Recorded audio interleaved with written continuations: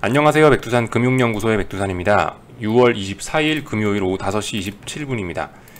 어젯밤 미국이 상승을 했기 때문에 오늘 아시아나 유럽 전반적으로 긍정적인 영향을 받고 있다, 이렇게 볼 수가 있을 것 같습니다. 근데 특별한 재료는 없죠, 그죠? 근데 이렇게만 보기에는 미국이 올랐으니까 한국이 오르고 중국이 오르고 유럽이 오른다, 이렇게만 보기에는 조금 아쉬운 점이 있는 것 같아서 좀 살을 좀 더 붙여볼까 합니다.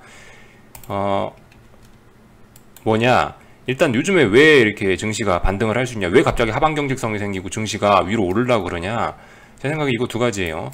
금리가 떨어지고 있다, 또 하나는 원자재 가격이 떨어지고 있다. 요 점이 증시 반등의 어떤 매크로적인 요소다, 요렇게 일단 보고 있습니다. 이 두 개가 공통적으로 다 움직이더라고요. 그래서 금리 먼저 한번 볼게요. 금리는 미국 10년물 국채금리 보면 되죠. 여러분들 다 아시다시피 이거 왜 안 나오냐? 나왔죠? 금리 같은 경우는 이렇게 올라가면은 증시에 지금까지 안 좋은 영향 미쳤잖아요. 왜냐? 긴축 우려, 인플레 우려, 이런 것 때문에. 그러니까 금리 올라가면 주식시장이 안 좋았다. 근데 최근에 금리가 떨어지니까, 이 구간 금리가 떨어지니까 증시가 더 이상 안 빠지고 반등하더라라는 거 설명이 되죠. 물론 여기에 제가 달러를 쓰진 않았습니다. 1번, 2번만 했죠. 달러는 언급도 하지 않았지만, 근데 달러도 비슷해요. 달러도 어떤 긴축 우려의 한 축을 담당하고 있는 그런 자산이니까, 얘 같은 경우도 일단 항상 그런 건 아니지만 이번 같은 경우는 이 달러 강세가 증시에 악영향을 미치고 있습니다. 미국의 긴축이 악재로 작용하고 있는 거기 때문에 미국이 긴축을 하면 달러가 강해질 수밖에 없고, 그죠? 그러면 달러가 오르는 게 증시에 지금 호재가 아니란 말입니다. 악재입니다. 근데 최근에 달러가 오르다가 삼각수렴형 보이고 있으니까 최소한 증시가 폭락하지는 않는다라는 거죠. 오히려 반등을 시도하거나 그럴 수 있다는 거죠. 그래서 이런 점들이 좀 우호적인 영향이다, 증시에 우호적인 영향을 미치고 있다, 이렇게 볼 수 있을 것 같아요. 여기에 더해서 원자재들이 좀 급락을 하고 있다라고 표현을 해드렸는데, 제가 사실 보고 있는 원자재는 HTS에서 보고 있는 건 오일하고 국제유가하고 구리 정도밖에 안 보고 있는데, 이거 두 개만 보고 원자재 시장 전반적인 이야기를 좀 하기는 좀 애매했던 그런 측면이 좀 있긴 있는데, 오늘 우연찮게 이거 데이터를 좀 받아볼 수 있게 돼서 요거를 보니까 지금 원자재 가격 급락이 뭐라고 할까요? 전반적으로 다 일어나고 있더라고요. 웬만한. 국제유가 제외한 나머지 원자재들도 지금 전부 다 급락을 하고 있더라고요. 이런 점들. 이게 뭐냐면은 이제 중국의 상품 가격 추이거든요. 중국의 상품 가격. 그래서 오늘 오후장 비철금속 주력 계약들이 거의 10%대 하한가를 기록했다라고 하더라고요. 그러니까 이런 점들.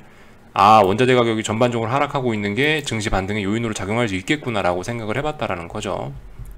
네.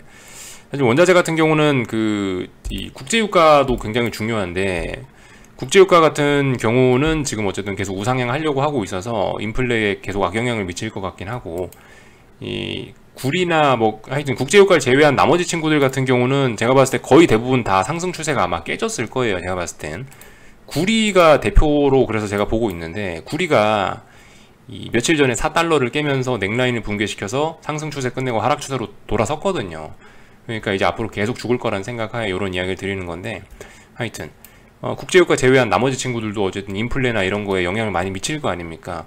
이런 친구들이 죽었다는 거, 이런 친구들이 죽고 있다는 게 어쩌면 시장의 긍정적인 요인이 될 수도 있다는 거로 생각을 좀 해봤죠.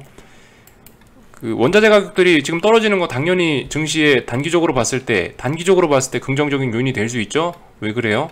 원자재 가격이 오르면 인플레 우려가 나면서 긴축 우려가 나타나고, 그러면 또 달러 강세 나오고 신흥국에서 돈 빠져나가고 등등 해서 주식이 빠지잖아요. 그러니까 이런 점들이 있으니까 지금 같은 경우는 원자재 가격이 떨어지면 인플레 부담이 줄어든다라고 하면서 시장이 환호를 할 수 있는 겁니다. 그런 측면에서 이렇게 시장이 움직이고 있는 것 같다. 그래서 금리 떨어지고 원자재가 떨어지니까, 물론 국제유가는 아직 강합니다만, 그러니까 이게 증시가 반등을 한다, 이렇게 개인적으로 좀 봤다라는 거죠.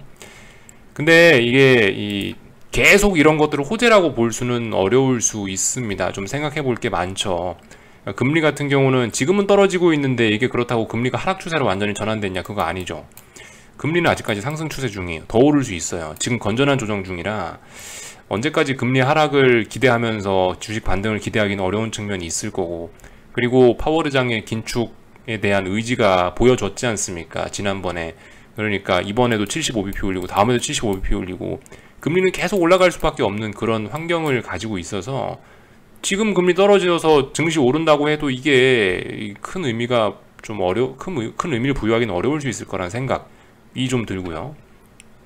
원자재 쪽 측면 같은 경우는 이게 일단 지금 원자재가 하락하는 게 전반적으로 약세를 보이고 있는 게 분명히 증시에 긍정적이긴 한데 잘 생각해 봐야 된다는 거죠. 이게 지금 뭐 특별한 이슈가 있어서 원자재 가격이 하락하는 게 아니죠. 지금은 어떤 제 생각엔 이거예요.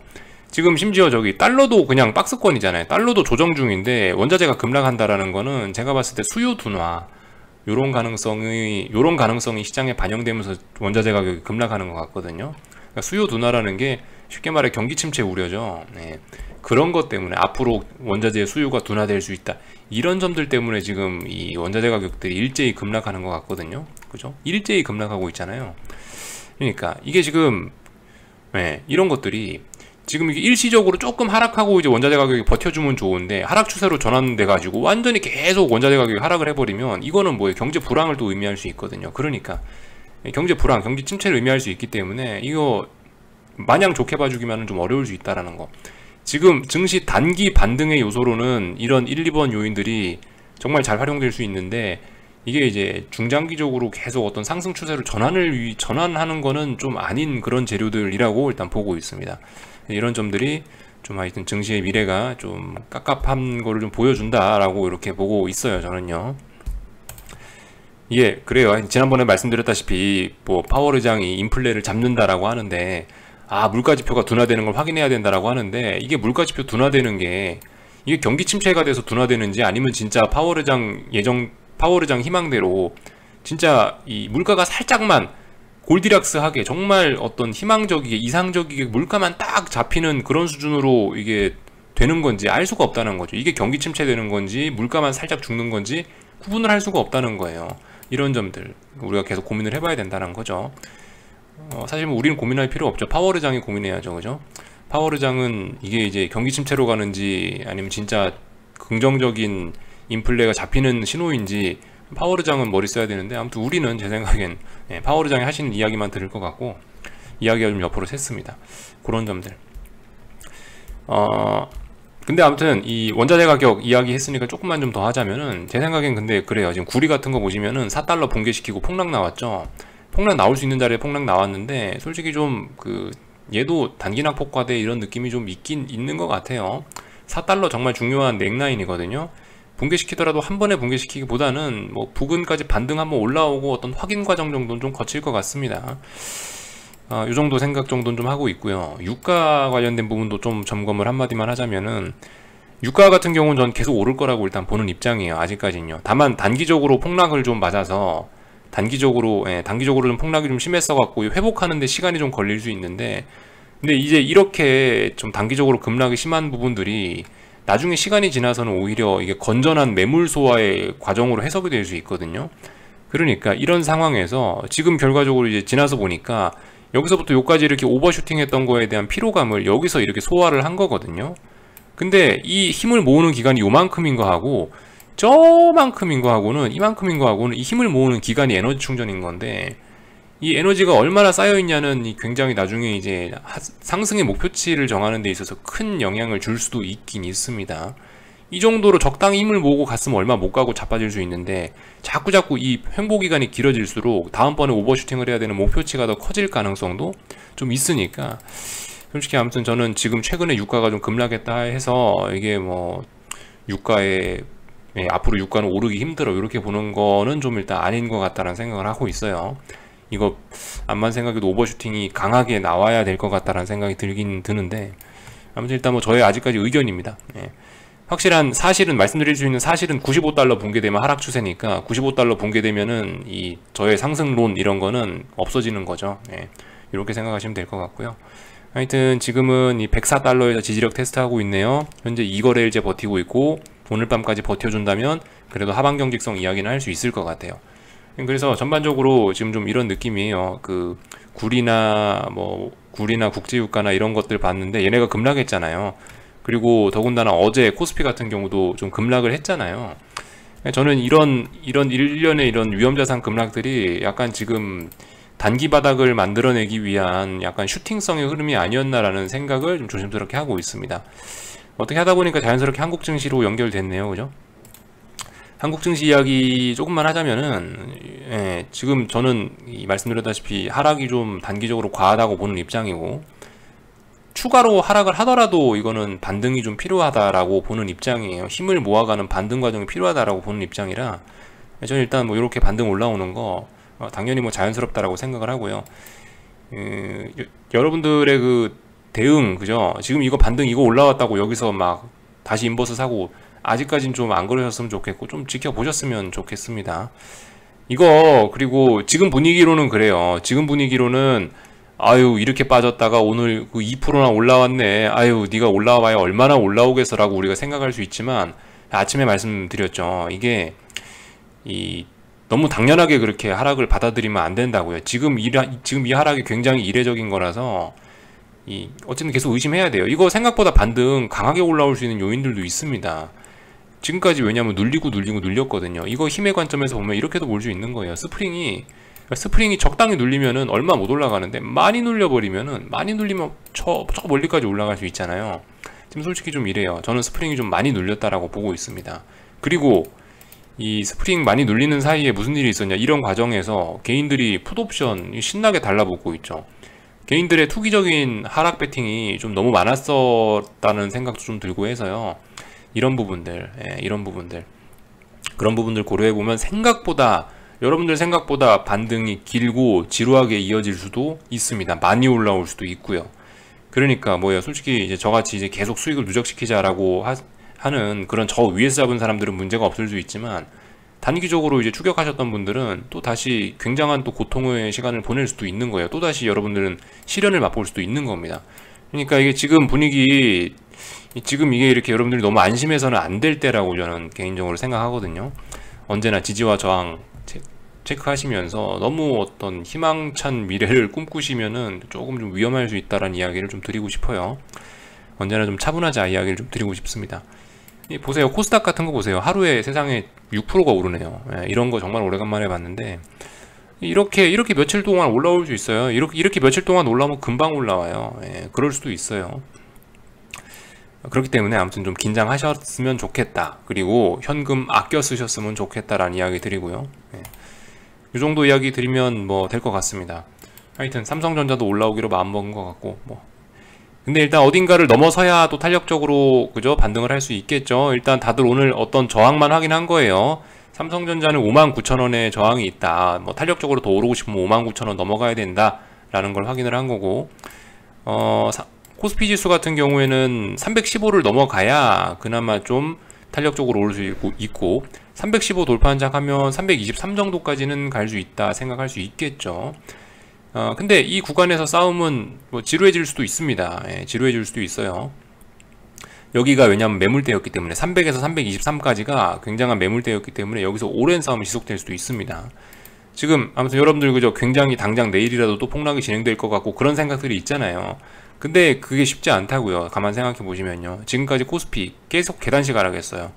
우리는 이런 구간에서 저와 같이 고생하셨던 분들 아직도 이런 기억들 생생하실 겁니다. 이거 기억 잊으시면 안 되겠죠.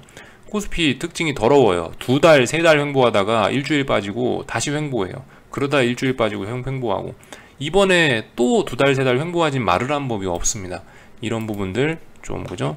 꼭 그러란 법은 없지만 이제 가능성 열어놓자라는 겁니다. 이 정도 이야기를 좀 드려봤습니다. 원달러 환율도 보시다시피 한국 증시 반등하니까 일부 이렇게 조정이 나오고 있죠. 근데 이거 뭐 제 생각엔 굉장히 건전한 조정이라고 봐요. 오버슈팅 나오고 그럴 수도 있는데 이런 자리에서 음봉 살짝 나오고 RSI 같은 거 70 넘어가고 뭐 그러고 나서 죽고 그러면은 조금 더 그죠, 조정 폭이 커질 수도 있고 이런데, 지금 이렇게 되면 지지력만 다시 더 강해지는 수도 있어요. 1289원의 지지력 여기서 다시 확인하고 이러면 정말 원달러 환율 더 무섭게 그럴 수도 있습니다. 그죠? 여기서 바로 오르는 거하고 더욱더 힘을 오래 모아서 오르는 거는 다를 수도 있겠다. 근데 보니까 지금 힘을 더 모으는 걸 택한 것 같긴 하죠. 그래서 뭐 특별히 드릴 말씀은 없고, 하여튼 제가 하는 이야기들이 다 이해 안 되셔도 괜찮습니다. 그냥 이해 안 되시면 그러신 부분 패스하시고, 아니면 리플을 통해서 저한테 물어보시면 제가 답변 드릴게요. 이게 짧은 시간 안에 이제 많은 것들을 좀 설명을 해드려야 되는 게 있어서 그래서 좀 말을 좀 빨리 하고 있어요. 오늘 밤 미국 증시는 특별한 이벤트 없습니다. 그죠? 오늘 밤 특별한 이벤트 없어요. 그렇다면 아침에 제가 조금 전에 말씀드린 거 그런 것들 보시면 되겠죠. 오늘 시장의 분위기는 누가 만들어 갈까? 금리와 원자재들이 만들어 갈 수 있다 생각하시면 되겠습니다. 그죠? 원자재가 여기서 다시 장대양봉 달고 막 올라오면 증시는 또다시 부정적일 수도 있겠죠. 그런 점들 생각해 보시면서 보시면 될 것 같고, S&P, 나스닥 뭐 지지와 저항 정도 체크하시면 될 것 같습니다. 일단 벌써 시작부터 전일 고점을 시원하게 넘어가고 있으니까 이거 3,900까지 일단 가겠다는 의도가 있는 것 같죠. 이런 점들 생각하시면 될 것 같고, 그 나스닥 같은 경우는 11,780이라는 자리 말씀드렸는데 이 자리 일단 시작부터 넘어가긴 하는데 제 생각엔 일단 이 부분에서 좀 싸우긴 할 것 같습니다. 11,780 혹은 여기서 개파락 했어요. 개파락 6월 13일에 개파락 하면서 여기 갭이 있거든요. 나스닥 선물이요. 그래서 11,840 정도까지는 뭐 수월하게 오를 수 있는데, 아니 대충 뭐 11,840 혹은 뭐 11,780 요 부근에서 어떤 뭐 저항 테스트를 할 것 같다라는, 그게 오늘 밤에 할 일인 것 같습니다. 그래서 자신 있으신 분들은 여기 저항이니까 나는 한 숟가락 뭐 한다, 가능한 거예요. 근데 아무튼 한 2거래일 정도는 멈춤을 확인하고 움직이셨으면 좋겠다라는 이야기를 좀 드리고 싶네요. 그러니까 오늘 밤에 그러니까 미국장 나스닥 저그들끼리 저기서 싸우라고 내버려 두고 주무시고 내일 아침에 일어나 봐서 저길 저항으로 인식했네, 그러면 이제 내일 밤에 또 들어가면 되잖아요. 그죠? 그렇게 생각하셨으면 좋겠다라는 거, 마음 급할 필요 없다라는 거 말씀 좀 드리고 싶고, 저는 뭐 증시가 반등을 하거나 말거나 저는 계속 일단 홀딩하고 아무것도 안 할 생각입니다. 하락 추세인 거는 변함없으니까, 아직 하락 추세에 명백한 변화가 생긴 거 아니고, 그리고 하락 추세를 이끌어왔던 재료들이 그대로 살아있잖아요. 그죠? 그 긴축우려 여전하죠. 다만 이제 최근에 너무 선반영된 것 때문에 쉬어가고 있으니까 이런 거고, 긴축우려 선반영되고 긴축우려 이런 게 해결되지 않고 인플레 해결되지 않았고 심지어 경기 침체 우려까지 나타나고 있는 가운데 제가 뭐 굳이 뭐 하락 포지션을 반등 올라온다라고 해서 청산을 하겠냐 이거죠. 청산할 생각은 없고, 그것도 생각해 봐야 돼요. 여기서 여러분들이 만약에 수익을 실현시켜 버리신다, 그럼 다음번에 또 언젠가 한번 잡아야 될 거 아니에요. 현금화 시켰다, 수익을 실현했다, 그럼 다음번에 또 뭔가 해야 될 텐데, 과연 나는 그 다음번에 내가 또 다른 기회를 잘 잡을 수 있을 것인가, 가슴에 손을 얹고 한번 생각해 보실 필요도 있겠죠. 저는 그런 자신도 없고 그래서 그냥 가만히 있는 거예요. 물론 이게 불합리한 점들도 좀 있긴 있습니다. 이렇게 함으로 인해서 현금 흐름이 안 좋아지고 또 뭐 ETF 뭐 특성상 뭐 전 ETF로 많이 하는데 뭐 ETF가 녹아내리고 해서 손해 보는 게 있죠. 근데 이제 그런 거는 이제 저는 감수하겠다라는 입장이고, 아무튼 뭐 투자의 정답은 없으니까요. 이건 저만의 방법인 거고, 여러분들은 한번 잘들 생각해 보시고 뭐가 나의 길인가 생각해 보시고 거기에 맞춰서 움직이셨으면 좋겠습니다. 하여튼 본인 생각이 제일 중요한 거예요. 투자는 본인이 만들어가는 거기 때문에, 무조건 본인이 하는 거기 때문에 이 본인의 생각이 제일 중요합니다. 본인의 취향에 맞지 않고 본인 스타일에 맞지 않으면 이 길을 오래 갈 수가 없을 거예요. 그래서 말씀드리는 게, 하여튼 본인의 어떤 스타일을 찾아라, 나만의 투자 방법이 있다, 그걸 찾아라라고 이야기를 그래서 계속 해드리고 있습니다. 뜬구름 잡는 이야기가 좀 길어졌죠? 요쯤에서 마치도록 할게요. 궁금한 거는 리플 남겨주시고, 이번 한 주간 수고들 많으셨습니다. 다음 주 월요일 날에 뵙도록 하겠습니다. 여기서 마치겠습니다.